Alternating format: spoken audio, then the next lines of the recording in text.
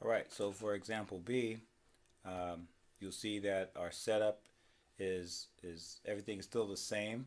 I have the absolute value isolated by itself, and then on the opposite side I have a positive number.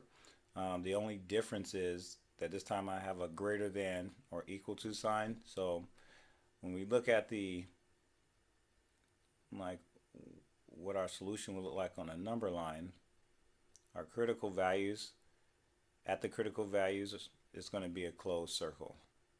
Okay, and because this is the exact same, these are the exact same numbers, 2x minus 7, and then 1 on the opposite side, positive 1, then I know that the critical values are going to be the same when I solve for them in each case, both cases. So 3 and then 4. But because this is a greater than sign, then I should get like the solutions. This will be an or statement. So that means my solution should come be greater than 4 or less than 3. But I still need to test this to make sure that it works. So I'll pick a test point here, and let's say this is 2. So let's start with this first, and I'll do 2.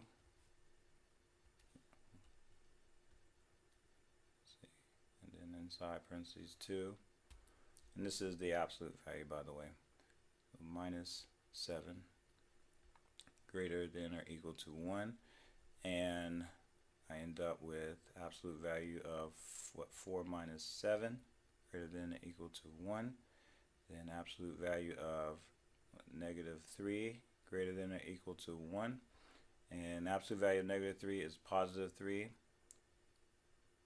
greater than or equal to 1, and yes, that checks out. And one more time, I'll pick a test point from the other section, other interval. Well, first let me mark off this first interval. I know that from negative infinity up to 3, and it includes it, so I'll put this bracket here. I know that's one part of my my solution or my interval. So let's test the other section.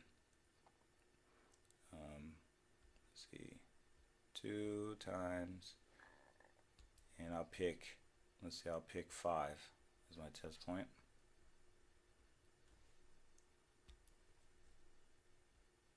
Minus 7 greater than or equal to 1, and in this case, what I get, 10 minus 7 greater than or equal to 1,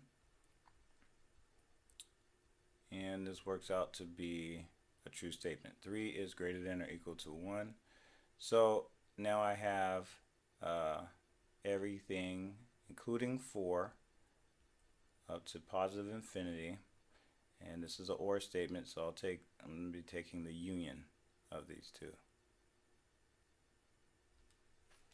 Okay. Let me make sure this is clear that this is a U. Right. So this is what my solution would look like in interval notation.